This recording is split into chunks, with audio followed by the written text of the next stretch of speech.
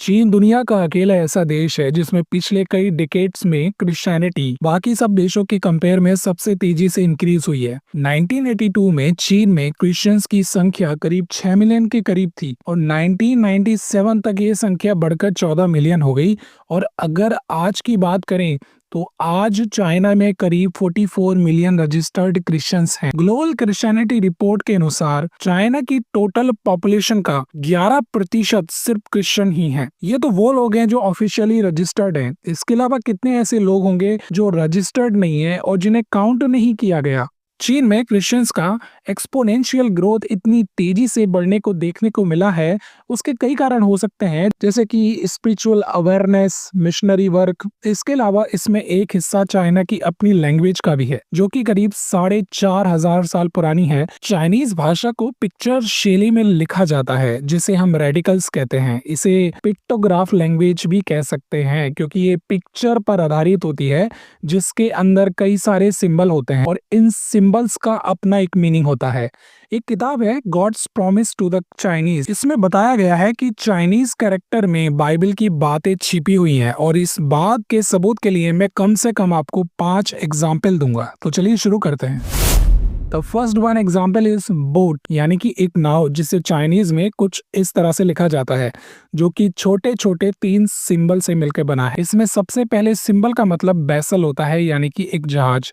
दूसरे सिंबल का मतलब 8 होता है, 8 नंबर। और तीसरे सिंबल का मतलब होता है लोग। तो कुल मिलाकर ये एक अर्थ देता है, जिसका मतलब है 8 लोग एक जहाज में। और बाइबल ठीक यही कहती है। जब नूह के जमाने में फ्लड आया था तो जहाज में होकर सिर्फ नूह का परिवार ही बचा था, जो कि कुल मिलाकर 8 लोग थे। पहला पत्रस 2nd चैप्टर उसका 20 वचन इस तरह से कहता है, उसी में उसने जाकर कैदी आत्मा को भी प्रचार किया, जिन्होंने उस बीते समय में आज्ञा ना मानी, जब परमेश्वर नूह के दिनों में धीरज धर ठहरा रहा और वो जहाज बना रहा था, जिसमें थोड़े लोग अर्थात 8 प्राणी पानी के द्वारा बच गए। इसी तरह से हमारे पास एक और शब्द है, वो है कॉबेट। बाइबल कहती है कि सर्प ने अपनी बातों से स्त्री के मन में अच्छे और बुरे के ज्ञान के वृक्ष के फल को खाने की इच्छा पैदा की, जिसे परमेश्वर ने खाने के लिए मना किया था। तो चाइनीज में कोवेट को कुछ इस तरह से लिखा जाता है, कोवेट यानी कि डिजायर, जिसके अंदर 2 सिंबल हैं। पहला सिंबल 2 ट्री का, जिसमें 2 पेड़ हमें दिखाई देते हैं, और दूसरा सिंबल है एक वुमन का, जो कि हवा के बारे में इंडिकेट करता है और बताता है कि इन दोनों पेड़ों के बारे में हवा के मन में कोवेट यानी कि लालच आया। तो ये शब्द एक स्त्री और 2 पेड़ों के बारे में दिखाता है। तो 2 पेड़ यानी कि जीवन का वृक्ष, और दूसरा है भले और बुरे के ज्ञान का वृक्ष। और यहाँ पे जो वुमन है वो है हवा। और बाइबल कहती है कि जब स्त्री ने देखा कि उस वृक्ष का फल खाने में अच्छा और देखने में मन भाऊ और बुद्धि देने के लिए चाहने योग्य भी है, तब उसने उसमें से तोड़कर खाया और अपने पति को भी दिया और उसने भी खाया। नेक्स्ट है forbidden.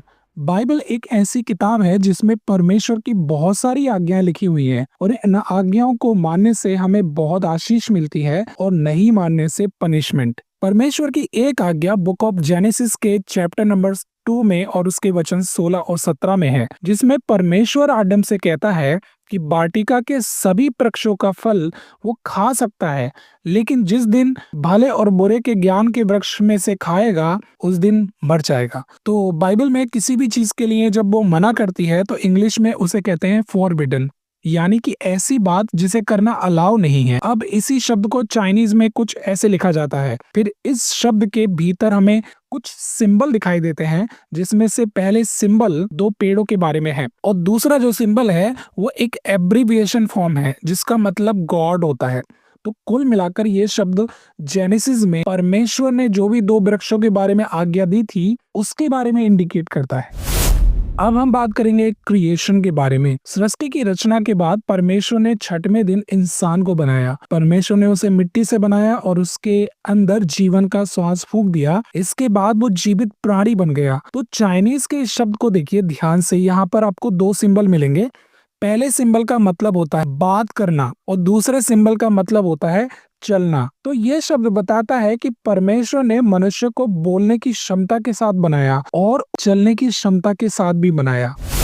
And the last one is richness, यानी कि धार्मिकता। इसमें 2 सिंबल आप देखते हैं, एक तो है ऊपर की तरफ और दूसरा है नीचे की तरफ। नीचे वाला जो सिंबल है उसका मतलब एक व्यक्ति से है, एक पर्सन से, जबकि ऊपर वाले सिंबल का मतलब एक मेमना होता है। तो इस शब्द के अंदर एक इंसान के ऊपर एक मेमने को देखते हैं। नए नियम के अनुसार इस शब्द की तस्वीर मसीहा से मेल खाती है, जो कि हमारा मेमना है, जिसके लहू से हमारे पाप ढाप दिए जाते हैं। अगर आप और भी जानना चाहते हैं इन शब्द के बारे में तो मैंने लिंक डिस्क्रिप्शन में दिया हुआ है, वहां से जाकर आप देख सकते हैं। अगर ये इन्फॉर्मेशन आपको अच्छी लगी हो तो वीडियो को शेयर करना।